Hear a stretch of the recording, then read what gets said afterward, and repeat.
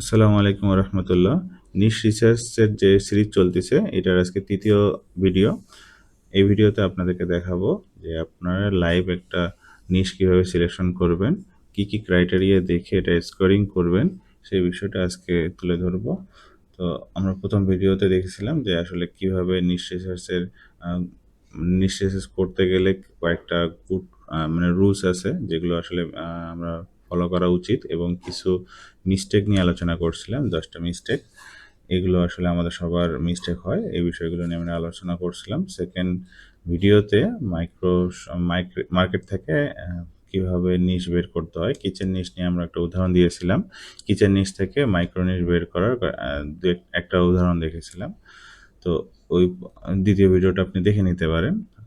এরপরে হচ্ছে আপনাদেরকে বলেছিলাম যে কয়েকটা মাইক্রো নিশ নিজে নিজে সিলেক্ট করতে। আসলে আপনার সিলেকশন প্রক্রিয়া একরকম হইতে পারে। আজকে হয়তো একরকম একটা পদ্ধতি দেখাবো। এই পদ্ধতি ফলো করে আপনি হয়তো কিছু একটা আ নিশের একটা ফাইনাল ডিসিশন নিতে পারবেন। তো সবার নিশ রিসার্চের সিস্টেম একেকজনের একেক রকম। বাট আমি এভাবে দেখাচ্ছি। এখান থেকে আপনার কিছু একটা উপকৃত হবে আশা করি। তো এখানে যেটা বলতেছিলাম যে এই ভিডিওতে আসলে কি থাকবে, মানে আমাদের শর্ট লিস্ট থেকে কীভাবে ডিসিশন নিতে পারি, কি কনফিউশন থাকে সেই কনফিউশনগুলো আর কি দূর করতে পারবো আমরা। আমাদের 10টা স্কোরিং পয়েন্ট থাকবে যেগুলো চেকলিস্ট, এই চেকলিস্টগুলো ফলো করেই আসলে আমরা স্কোরিং করতে পারবো। তারপর লাইভ আমরা একটা স্কোরিং করে দেখাবো। কিচেন টুলের 3টা মাইক্রোনিশ নিয়ে উদাহরণ হিসেবে দেখানো হয়েছে। এখান থেকে কীভাবে স্কোরিং করে কোনটা বেস্ট নিশ হয় সেই বিষয়টা আর কি এখানে বের করা সম্ভব হবে। কিছু বিষয় আছে যেগুলো আসলে স্কোর সেরকম আসলে সেগুলোকে বাদ দিতে হবে, এবং ফাইনালি আমরা ডিসিশন নিতে পারবো যে আমরা এখানে যাব কি যাব না। আচ্ছা, শুরুতে যদি আমরা বলি যে আমাদের প্রত্যেকটা নিশের পাশেই হচ্ছে আমাদের ব্র্যান্ড সংখ্যা, তারপর তার প্রাইস রেঞ্জ বা আরও অন্যান্য যে ইস্যুগুলো থাকে সেগুলো আমরা নোট ডাউন করেছিলাম। তো এই নোট ডাউন থেকে হচ্ছে আমাদের পরবর্তীতে ডিসিশন নিতে হবে। এখন যদি অনেকগুলো অপশন থাকে তাহলে আসলে কনফিউশন বেড়ে যায়। তো এই কনফিউশন বাড়াটা স্বাভাবিক। এটাকে অনেকে বলে অ্যানালাইসিস প্যারালাইসিস। মানে আমাদের অ্যানালাইসিস করতে গিয়ে আমরা আসলে হতভম্ব হয়ে যাই। আ তখন ডিসিশন নিতে পারি না। এখন দেখা যায় যে যদি নরমালি এভাবে চিন্তা করি দেখা যায় সবগুলোই ভালো মনে হয়। এটা আসলে ট্র্যাপ। এখান থেকে আ ভালোটা বের করতে হবে ইমোশন দিয়ে না। এখানে এনালাইসিস করেই বের করতে হবে যে আসলে কোনটা ভালো, কোনটা স্কোরিং বেটার হচ্ছে, সব দিক দিয়ে বেটার, সেটাকে আমাদের বেছে নেওয়া উচিত। তো আসলে সবকিছুই ইমোশন নিয়ে দেখা উচিত না। এটা এর আগেও বলেছিলাম। তো এটা আসলে রুলার টাইপ, মানে আমি একদম মেপে দেখব যে কোনটার স্কোপ কত ভালো সেটাই আমাদের ফাইনালি চুজ করা উচিত। তো স্কোরিং পয়েন্টে আসি। স্কোরিং পয়েন্টের মেইন পয়েন্ট হচ্ছে রিয়াল অ্যান্ড রিকারিং প্রবলেম। মানে প্রবলেমটা হইতে হবে রিয়াল। মানুষের এই ধরনের প্রবলেম বাস্তবসম্মত, এবং সেই প্রবলেমটা তারা রেগুলার ফেস করে। যে প্রোডাক্ট নিয়ে বা যে নিশ নিয়ে, সেই প্রবলেম নিয়ে মানুষ কিন্তু Google, Bing এগুলোতে সার্চ করে। আর যেগুলো প্রবলেম পেয়ে যায় মানুষ সলিউশন অটোমেটিক কারো কাছ থেকে, সেগুলো নিয়ে আসলে মানুষজন সার্চ করে না।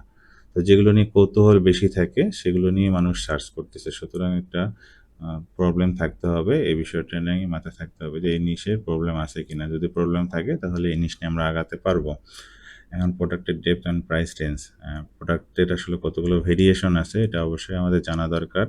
প্রাইস রেঞ্জটাও মোটামুটি $20 থেকে যত উপরে থাকা যায়। তো মিনিমাম $20 থাকলে ভালো। কম প্রাইজের হইলেও কোনো সমস্যা নেই। যদি প্রোডাক্টের ডেপথ থাকে তাহলে আমরা অনেকগুলো প্রোডাক্ট এখানে রিভিউ হিসেবে দিতে পারবো। তো এই নিশে আমরা কাভার করতে পারবো। তো এই বিষয়টা অবশ্যই মাথায় রাখা উচিত। মাল্টিপল ব্র্যান্ড এবং লো রিস্ক। মাল্টিপল ব্র্যান্ড থাকলে আপনার সেক্ষেত্রে বিভিন্ন ব্র্যান্ডের রিভিউ করাটা সুবিধা হবে। আর যদি একটা দুটা ব্র্যান্ড থাকে সেক্ষেত্রে এই জিনিসটাকে এভয়েড করা উচিত। কারণ একটা দুটা ব্র্যান্ড থাকলে এটা আসলে কম্প্যারিজন করতে গেলে অনেক সময় প্রবলেম হয়ে যায়। কারণ হচ্ছে অনেকে কোনো একটা ব্র্যান্ড সম্বন্ধে যদি নেগেটিভ চিন্তাভাবনা থাকে তাহলে সেকেন্ড, থার্ড, ফোর্থ এরকম যদি অপশন না থাকে তাহলে বাইং করার ক্ষেত্রে কিছু একটা থাকবে, কনফিউশন থাকবে। সুতরাং মাল্টিপল ব্র্যান্ড আছে কিনা এই বিষয়টা চেক দেওয়া উচিত। এখন স্ট্রং বায়ার ইনটেন্ট, মানে এই প্রোডাক্টটা কিনতে গেলে আসলে আমরা বেস্ট খুঁজে পাই কিনা, মানে বেস্ট টাইপের কোনো ইনটেন্ট থাকে কিনা। ধরেন দেখা যায় যদি আমি জানি যে আইফোন তো বেটার, হ্যাঁ, কেউ যদি আইফোন কিনতে যায় সেখানে তো আর আসলে জানেই মানুষ আইফোন বেস্ট। তো আইফোনের দিক দিয়ে মানে যদি অ্যান্ড্রয়েড বা দুই ভার্সনের মধ্যে, যাই হোক, এরকম যদি বেস্ট টাইপের ইনটেন্ট না থাকে, যদি আমি জানি যে কোনটা প্রোডাক্ট বেস্ট, তাহলে এটা নিয়ে আসলে মানুষ সার্চ করেই না। তো সার্চ করার ইনটেন্ট থাকতে হবে যে বেস্ট টাইপের, তারপর ভার্সেস রিভিউ টাইপের এই কন্টেন্টগুলোর পর্যাপ্ত পরিমাণ সার্চ ভলিউম থাকতে হবে। সার্চ ভলিউম না থাকলে আসলে এটা নিয়ে কাজ করে খুব একটা ফলাফল পাবেন না। এখন হচ্ছে উইনেবল কম্পিটিশন, মানে আমি ফার্স্ট পেজে যেতে পারবো কিনা, এটা খুবই গুরুত্বপূর্ণ একটা বিষয়।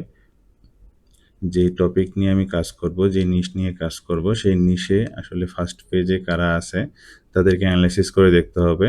সেখানে যারা কন্টেন্ট দিচ্ছে সেই কন্টেন্টগুলোর ইন ডেপথ অ্যানালাইসিস করছে কিনা, তারা কতটুকু কাভার করছে এবং আপনি তাদেরকে বিট করতে পারবেন কিনা, এই বিষয়টা অবশ্যই আপনাকে চিন্তা করতে হবে এবং আপনার সেই ক্যাপাবিলিটি থাকতে হবে।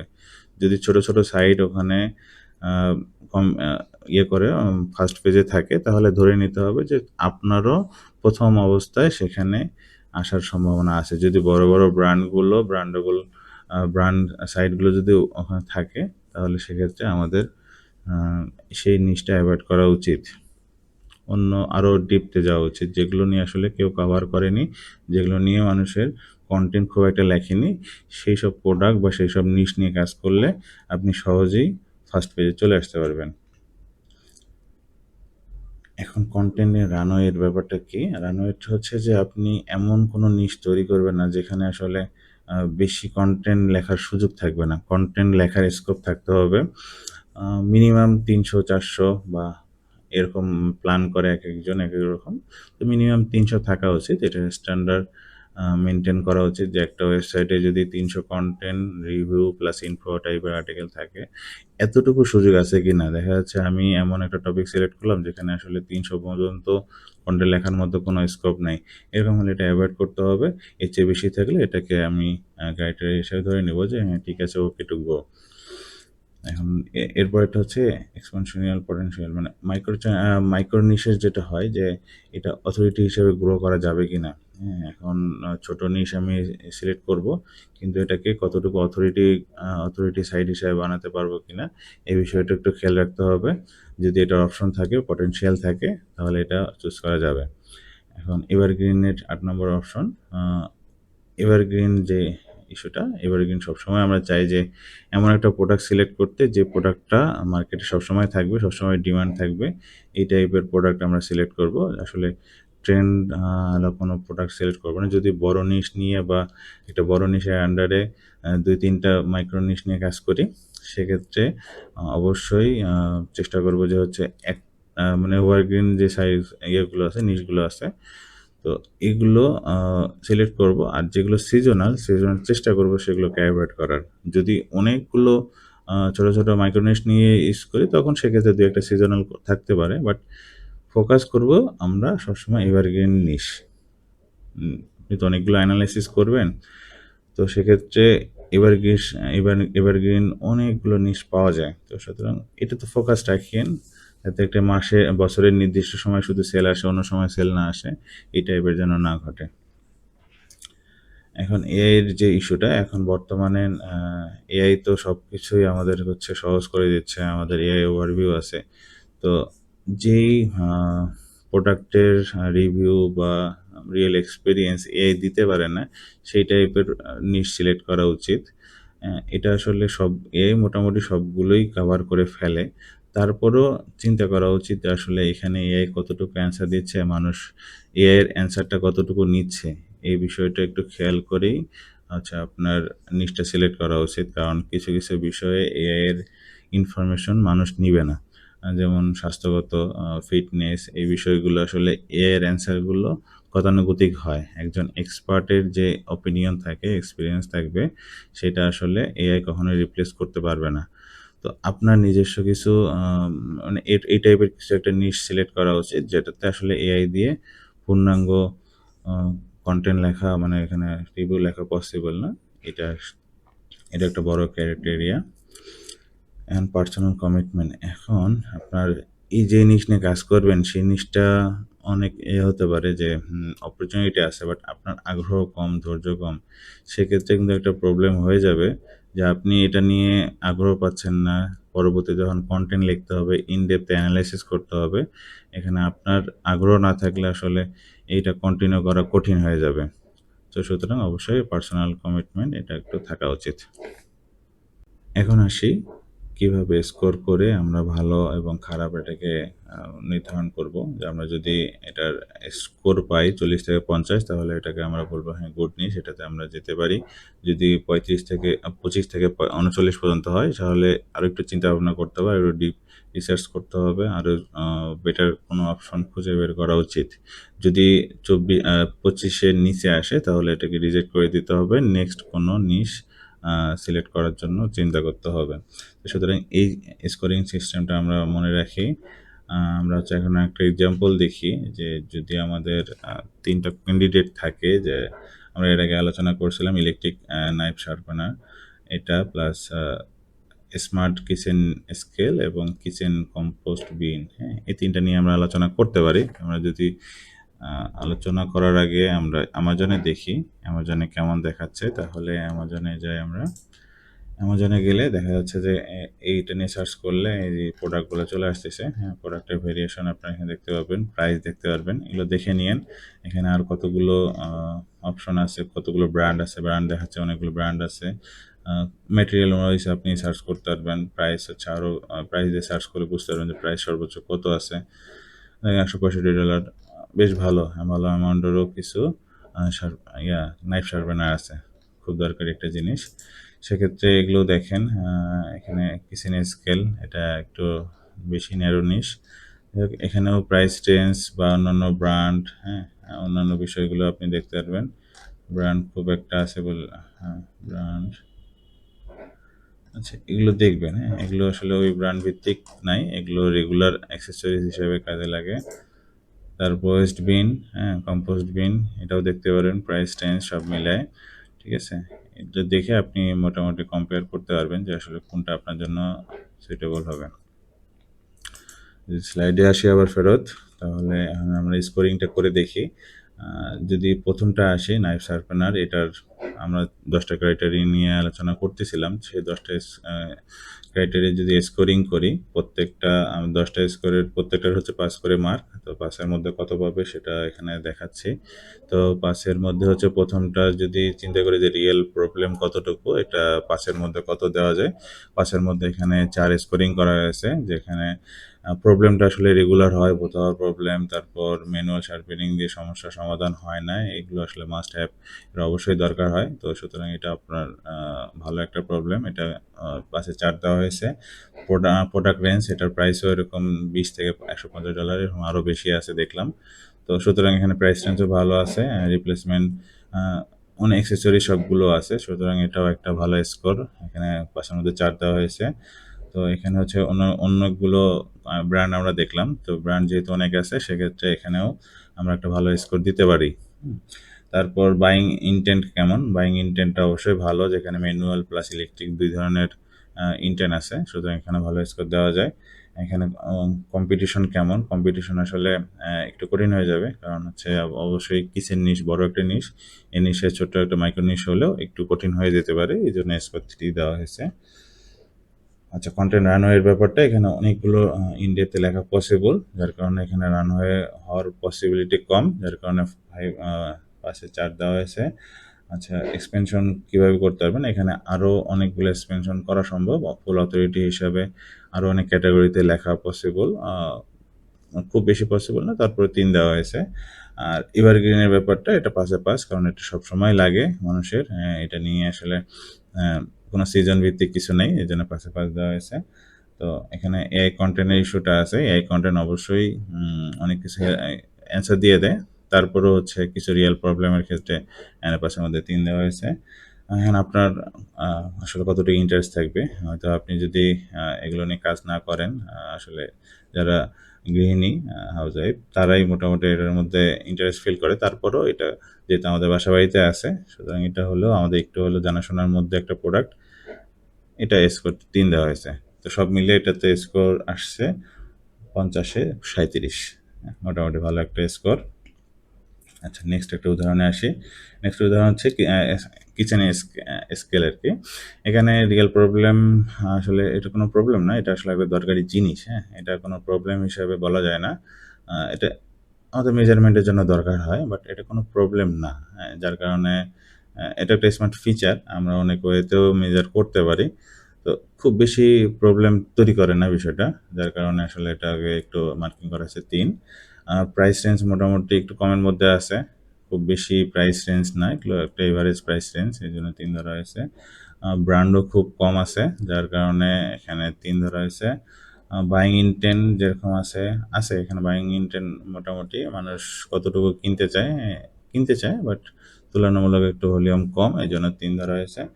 এখানে আসলে অনেক এটা একটু ছোট নিশ, দেখা যায় যে এটাতে বড় বড় নিশ, বড় বড় সাইটগুলো এখানে র্যাঙ্ক করে আছে, সুতরাং একটু টাফ হতে পারে, এই জন্য 2 ধরা হয়েছে। এটা স্কোরিং সিস্টেমটা সম্পূর্ণ আপনার অ্যানালাইসিসের উপরে, এখানে রাফলি একটা স্কোরিং করা হয়েছে। এটা আপনার ক্ষেত্রে স্কোরিংটা হয়তো একটু ভিন্ন হতে পারে, সুতরাং এটাকে স্ট্যান্ডার্ড ধরে না, আমি ক্রাইটেরিয়াগুলো আপনি ধরবেন, ক্রাইটেরিয়া অনুযায়ী আপনি পাসের মধ্যে কত দিবেন, আপনার একটা স্কোর থাকবে, সেই স্কোরটাই আপনি বিবেচনা করবেন। এখানে শুধু উদাহরণ দেওয়া হচ্ছে আমাদের আমাদের সাপেক্ষে, আমাদের চিন্তাভাবনাতে, এখানে আপনার চিন্তাভাবনাতে একটু চেঞ্জ হতেও পারে। সেক্ষেত্রে কন্টেন্ট রানওয়ের ব্যাপারটা খুব একটা হওয়ার চান্স নেই, মোটামুটি 3 ধরা হয়েছে। এখানে হচ্ছে পটেনশিয়াল কেমন আছে, পটেনশিয়ালও মোটামুটি আছে, 3 ধরা হয়েছে। এভারগ্রিন সিস্টেমটা যেটা, এটাও ঠিক আছে, এটা এভারগ্রিন একটা প্রোডাক্ট।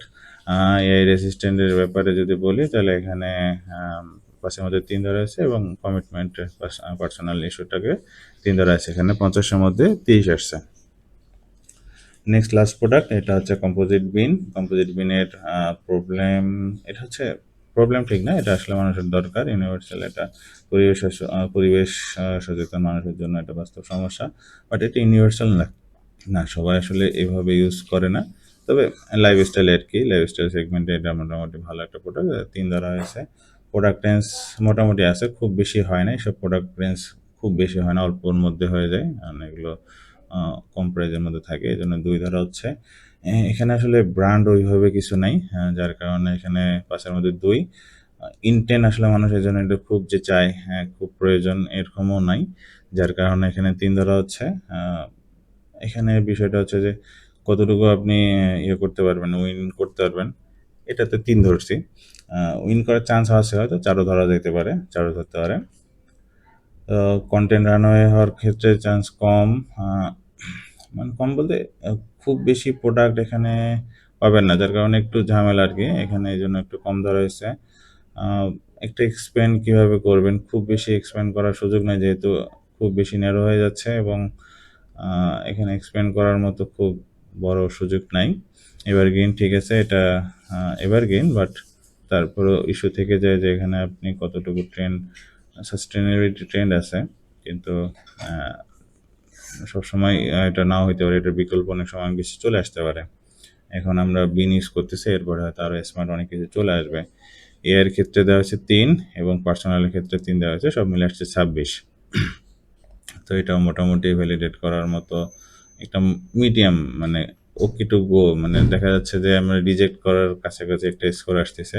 তো স্কোরটা যদি আরেকটু ভালো না আসে, তাহলে এগুলো অ্যাভয়েড করাই উচিত। তো ফাইনালি যেটা আমরা সামারি দেখতে পাচ্ছি, সবচেয়ে বেশি স্কোর পেয়েছে ইলেকট্রিক নাইফ শার্পনার, কারণ রিয়েল প্রবলেম নিয়ে আলোচনা করে। স্মার্ট কিচেন যেটা, এটাও মোটামুটি প্রবলেম, আর হচ্ছে কম্পোজিট বিন, এটাও স্কোর একটু কম, তুলনামূলক কম। এই আর কি, সব মিলে আমরা দেখতে পাচ্ছি যে প্রথমটাই সবচেয়ে বেশি প্রাইস স্কোর পেয়েছে, সুতরাং এটাকে আমরা ফাইনাল হিসাবে গো, মানে স্ট্রং গো হিসাবে এটাই প্রাধান্য পাচ্ছে। তো আপনাদের স্কোরিং সিস্টেম আপনাদের মতো করে নিন, করে যেটা আসবে সেটা আর কি আপনি ফাইনাল সিলেক্ট করতে পারেন। হ্যাঁ, নিশ রিসার্চের ক্ষেত্রে কয়েকটা বিষয় আছে, যেমন এই বিষয়গুলো থাকলে আপনি অবশ্যই এটা রেড ফ্ল্যাগে ফেলবেন, এবং এইগুলো ইনস্ট্যান্ট বাদ দিয়ে দেবেন, এই নিশগুলো কখনোই কাজ করবেন না, আপনার স্কোর যাই থাকুক।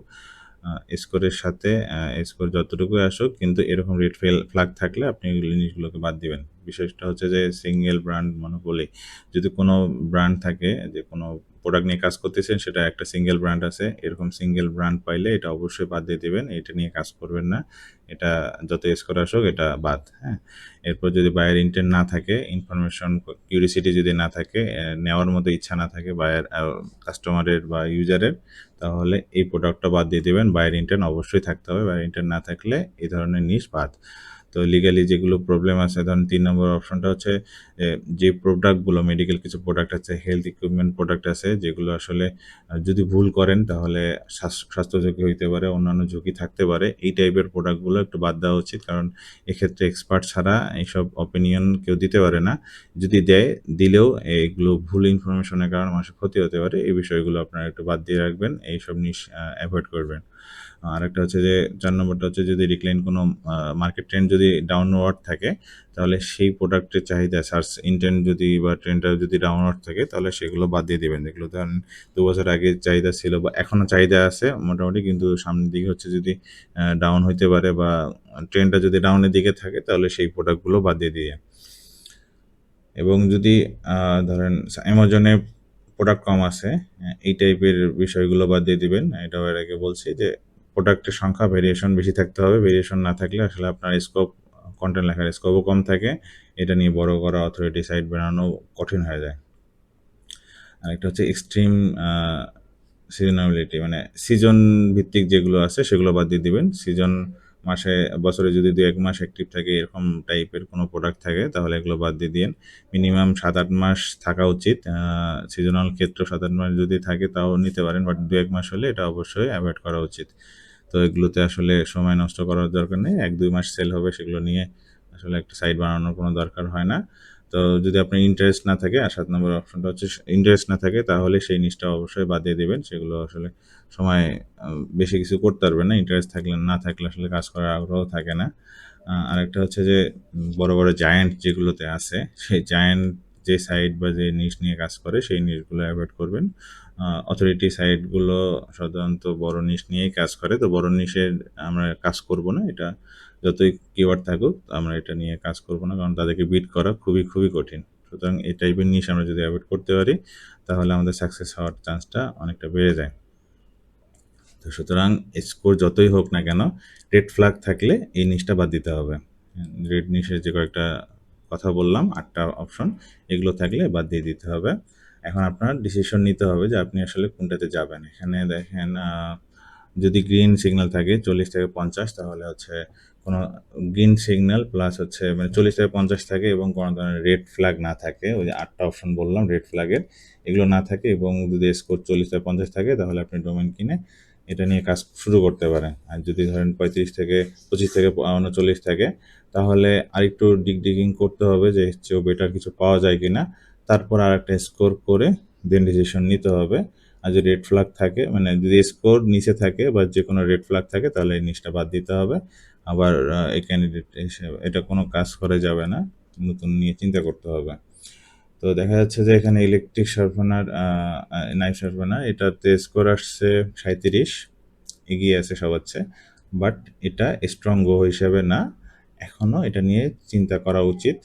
তারপরেও যদি মনে হয় যে না, এটা নিয়ে কিছু করা যায়, এটা নিয়ে সাইট বানানো যেতে পারে, কিন্তু একটু ডিপ চিন্তা করতে হবে যে এখানে সাইট বানাবো, আমার আসলে বাজেট কতটুকু, কতগুলো নিশ, মানে এটা আমি কতটুকু কাভার করব।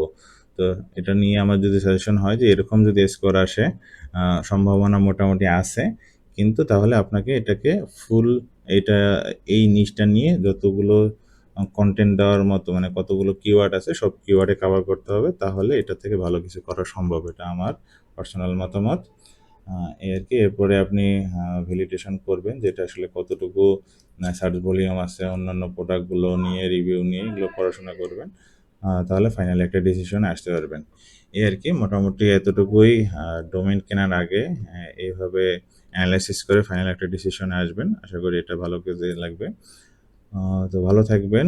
নেক্সটে আমরা হচ্ছে ডোমেইন নিয়ে কাজ করব। ডোমেইন কীভাবে রিসার্চ করতে হয়, ডোমেইনের নাম কীভাবে সিলেক্ট করতে হবে, কোথা থেকে ডোমেইন কিনবেন, কীভাবে হোস্টিং অ্যাড করে আপনি হচ্ছে বাকি কাজগুলো করবেন, কন্টেন্ট লিখবেন। বাকি সবগুলোই আমরা রেগুলারলি দেওয়ার চেষ্টা করব। সাথে থাকবেন, আশা করি ভালো লাগবে। আসসালামু আলাইকুম রহমতুল্লাহ।